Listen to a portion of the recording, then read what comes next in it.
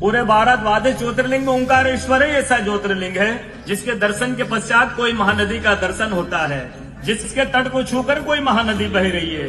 आप काशी जाएंगे गंगा जी दूर है, आप उज्जैन जाएंगे क्षिप्रा जी दूर है, आप सोमनाथ जाएंगे समुद्र है, लेकिन ओंकारेश्वर ही ऐसा ज्योतिर्लिंग है जिसके दर्शन के पश्चात कोई महानदी का दर्शन होता है।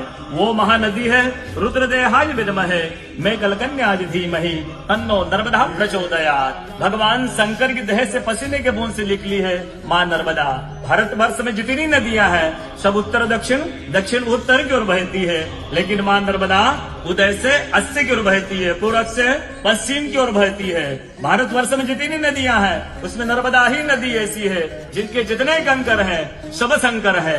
नर्मदा पुराण में ये भी कहा गया है कि नर्मदा जल के स्पर्श होने से जो शिवलिंग निकलता है उसको डायरेक्ट ले जाके पूजा कीजिए, उनको प्रतिष्ठा की आवश्यकता नहीं है। नर्मदा जल स्पर्श होने से वो स्वयं प्रतिष्ठित हो जाते हैं। अयोध्या में राम लला जी की जब स्थापना की गई थी तो नर्मदा का 2.5 फीट का नर्मदा का शिवलिंग राम जी के साथ अयोध्या में स्थापित किया गया था।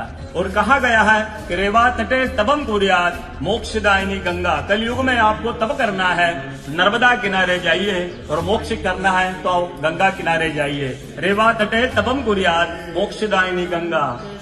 तो नर्मदा किनारे एक संत का, तपस्या संत का अनुभव बताता हूँ जो वर्षों से नर्मदा किनारे रहे। जब वो देखते हैं सुबह 3 से 4 बजे ब्रह्म मुहूर्त में एक कोई माई आती है, नर्मदा स्नान करके लौट जाती है। संतों को जिज्ञासा हुई कि मैं वर्षों से इस माँ को देख रहा हूँ, नर्मदा स्नान करके लौट जाती है। संत ने कहा कि कल मैं माँ से पूछूंगा, स्नान करके लौटेगी। वो माई सुबह 3 से 4 बजे ब्रह्म मुहूर्त में स्नान करके लौट रही थी। संत ने देखा माई स्नान करके